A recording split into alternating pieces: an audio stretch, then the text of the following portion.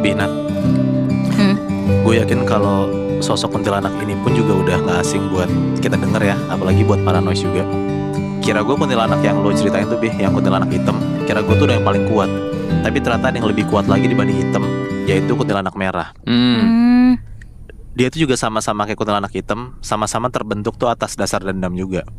Bedanya kuntilanak merah ini percaya munculnya bukan karena cuman dendam pesugihan atau ilmu hitam, tapi sosok ini dikenal sebagai arwah korban kekerasan brutal. Nah biasanya sosok ini tuh muncul emang di lokasi-lokasi yang bisa dibilang kayak tempat tragedi berdarah atau kayak ada trauma gitulah di tempat itu. Ini gue bacain ya, ada satu paranoid yang ngirimin cerita ke kita namanya Almay. Kebetulan tahun lalu dia tuh sempat kerja di staf administrasi malam gitu di salah satu klinik di sekitaran Jabodetabek. Klinik yang sebenarnya kelihatannya normal, bahkan kayak baru modern rapi gitu Nat. Semuanya aman-aman aja kecuali satu. Ada SOP yang nggak ketulis dan nggak pernah dikasih tahu sama pegawai-pegawai lain, yaitu SOP tentang imbauan kalau shift malam itu nggak perlu ke lantai 3.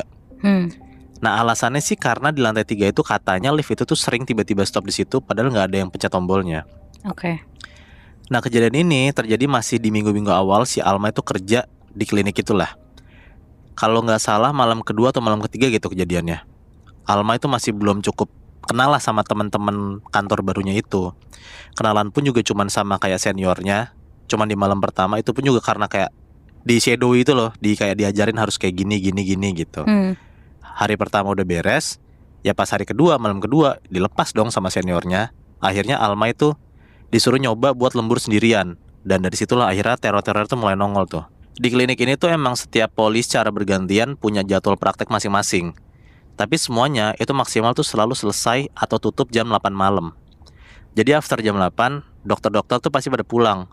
Dan si klinik ini tutup. Di malam itu, sambil megang daftar jadwal praktek dokter, Alma itu nyoba ngitung jumlah dokter yang pamitan sama dia sekalian kayak inget nama-namanya biar apal gitu. Secara jumlah sama, daftar di yang dia pegang ada 5 orang dan yang pulang pun juga 5 orang. Harusnya kosong. Mulai tuh si Alma itu kayak patroli keliling sekalian bersih-bersih lah. Nah tapi katanya pas dia ngelewatin salah satu ruang konsul di lantai 3, lampunya tuh kelihatan kayak masih nyala gitu Nat. Walaupun gak gitu terang ya. Oke. Dan dari kaca ruangan pun juga kelihatan emang ada kayak cewek gitu lagi duduk, bajunya merah, beneran kayak lagi konsul. Si Alma itu mikirnya si pasien ini emang janjian sama dokternya di luar jadwal biasanya. Tapi anehnya di papan nama depan ruangan ini itu tuh nggak ketempel nama dokter Nat, nggak ada identitasnya gitu. Dan itu nggak mungkin, soalnya ruangan-ruangan yang emang nggak ada nama dokternya biasanya emang kosong, nggak kepake, bukan jadi kayak ruang praktek gitu. Tapi namanya juga pegawai baru, Alma yang nggak enak lah buat ngetok masuk ke dalam ruangan itu kan. Ditungguilah di depan tuh sama Almay. Hampir sekitar 40 menitan lebih, si cewek ini nggak keluar-keluar dan masih dengan posisi yang sama. Duduk anteng lihat ke depan, badannya nggak gerak, mulutnya pun juga nggak gerak. Jadi jatuhnya kayak bukan konsul gitu loh. Pelan-pelan Alma itu mulai ngetok pintunya, tapi nggak direspon. Akhirnya dibukalah tuh pintunya secara kayak paksa gitu. Dan pas dibuka Nat, itu ruangan berantakan kayak semi gudang sementara. Dan ternyata tuh emang beneran bukan ruang praktek. Dia kaget, dia langsung tutup pintunya. Dan pas dilihat ke arah kaca lagi, dan sama Nat, masih sama apa yang dilihat sebelumnya. Masih ada sosok cewek duduk anteng. Padahal pas dibuka sama Almay, pas dia lihat langsung ke ruangan itu, nggak ada siapa-siapa. Almay merinding, tanpa pikir panjang akhirnya dicabut lah tuh. Kayak dia mau ngelarin patroli malam itu. Di hari berikutnya itu, si Alma itu ngobrol lah sama penjaga seniornya itu, si Mas Prima namanya, tentang lantai 3 ini. Tapi Mas Prima di sini nggak jawab apa-apa, dia cuma bilang kayak gini Nat. Pokoknya kalau kamu denger suara atau ngeliat apapun malam-malam, jangan direspon, itu bukan buat kita. Anjir. Dah cuma ngomong gitu doang. Jelas Alma juga masih clueless lah, kayak dia nggak ngerti maksudnya apa dan nggak kejawab juga gitu loh, lantai 3 tuh ada apa kan. Yang ada mulai tadi malam, Alma itu jadi kayak makin ngerasa diawasin setiap dia lagi shift malam, dari arah manapun lah. Sampai beberapa hari berikutnya, klinik itu tuh bisa dibilang kayak chaos banget. Pasien tuh membludak, jadwal praktek dokternya pun juga kayak kejar-kejaran sama tempat lain. Makanya after beres praktek, dokter-dokter tuh pasti langsung kayak buru-buru pergi. Dan Alma jadi dapat tugas buat ngeberesin setiap ruangan prakteknya. Kalau nggak salah ini tuh di poli kandungan, itu pokoknya di lantai 3 aja. Katanya Alma itu pas dia coba ngerapin ruangannya, tiba-tiba stetoskop itu tuh yang baru dia gantung jatuh dengan sendirinya. Pas diambil sama Almay, Dan pas diangkat, alat itu berdetak Bi, Nat.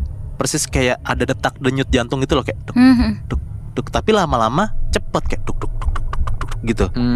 Tiba-tiba kayak dor, listrik tuh tiba-tiba mati, kayak kena pemadaman gitu. Dan lantai 3 beneran jadi kayak gelap total. Dan karena AC-nya pun juga ikut mati, ruangan tuh jadi kayak lembab dan kayak kecium bau amis gitu. Almay mulai panik, dia larilah keluar ruangan kayak sambil sesekali nabrak meja karena kan gelap banget kan, gak kelihatan apa-apa kan. Dan dia lihat di depan mata dia cuman ada satu cahaya nyorot, pokoknya kayak dari lantai itu, lantai 3 ya. Arahnya tuh dari toilet perempuan yang udah kebuka. Larilah dia ke arah ruangan itu kan, karena kan yang terang cuma itu doang. Iya. Almay masuklah tuh ke sana. Dan tau gak Bi, Nat? Almay masuklah tuh ke sana. Dan tau gak Bi, Nat? Tiba-tiba keran di wastafel samping Almay itu kayak keputar-putar sendiri, jadi kayak nyala mati gitu. Nengoklah langsung dia ke samping, ke arah cermin sebelahnya. Langsung Bi, Nat, Almay itu kaku banget karena dia ngelihat udah ada perempuan pakai gaun merah. Sekilas tuh beneran mirip banget sama sosok cewek yang dia lihat di ruangan waktu pas kemarin itu. Tapi bedanya kali ini dia bisa ngeliat jelas banget karena si sosok cewek ini berdiri di samping dia. Mungkin kayak cuma selisih beberapa jengkal doang lah. Kepalanya nunduk, perutnya sobek, ususnya tuh jadi kayak ngejuntai gak beraturan gitu. Darah tuh sedikit demi sedikit pun juga kayak keluar dari arah perutnya gitu ke lantai. Dan jelas banget lah si Alma bisa ngeliat kalau sosok ini itu tuh kuntilanak merah. Kuntilanak ini langsung kayak jerit kenceng banget. Dan setelah itu persis lah bunyi saklar tuh langsung kayak gerak gitu. Kayak kesannya tuh udah kayak ada suara hidup lah. Tandanya listrik udah nyala. Tapi pas dilihat sama Almay, lampu lantai 3 itu tuh gak ikutan nyala, beneran gelap. Larilah tuh dia keluar dari toilet perempuan. Dia lari ke arah lift yang kebetulan juga udah nyala. Dia masuk lift, pencet-pencet tombolnya. Yang penting tuh dia kayak turun lah karena dia udah takut gitu. Kenapa dia panik banget? Karena orang kata Alma itu dari kejauhan dia ngeliat ya, si sosok kuntilanak merah ini masih di toilet yang tadi sih, tapi posisinya berubah. Dia gak berdiri, tapi sekarang jadi kayak kayang gitu, dengan kondisi yang penuh darah dan perutnya tuh sobek kemana-mana. Terus yang gila, tiba-tiba Almay lihat sosok ini tuh ngerangkak cepet banget ngejar Almay ke arah lift. Anjir. Sambil terus baca doa, Almay tuh mencet-mencet lah sembarangan tombol liftnya. Yang penting dia udah nutup dan keluar di lantai 3 gitu. Dan syukurnya pintu ketutup dan geraklah turun dia.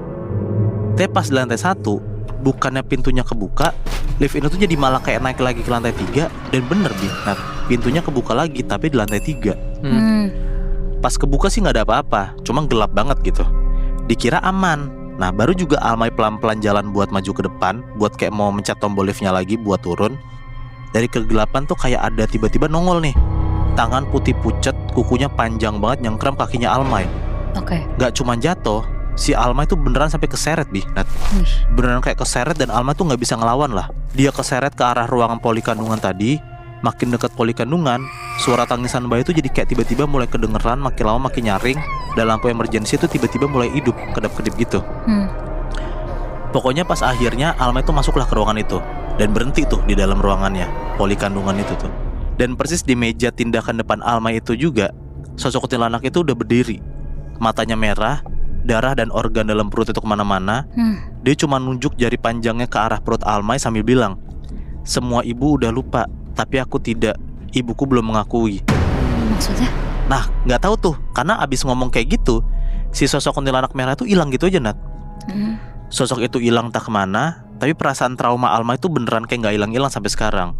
Dan karena kejadian ini, dia besokannya cerita ke Mas Prima akhirnya minta maaf lah ke Almay. Dia bilang lah kayak maaf banget karena dia belum cerita terus terang tentang kayak sejarah poli kandungan ini. Ternyata dulu di awal berdirinya klinik ini, katanya tuh sempat ada pasien jalanin prosedur pengguguran diem-diem karena desakan orang tuanya. Tapi di tengah-tengah proses dibersihin, si cewek ini malah kabur. Jadi kayak gak sepenuhnya selesai gitu loh. Nah konon katanya janin yang gak diputus energinya bisa jadi kayak rawa merah gitu, kayak nyari sosok induknya terus gitu lah. Mas Prima cuma nutup bilang kayak yang belum lahir tapi udah ditolak biasanya tuh jadi yang paling mudah marah. Nah walaupun si Mas Prima ini udah minta maaf ke Alma ya, tapi Alma itu tetap resign karena ya alasan kesehatan mental lah. Karena dia kan udah trauma banget kan.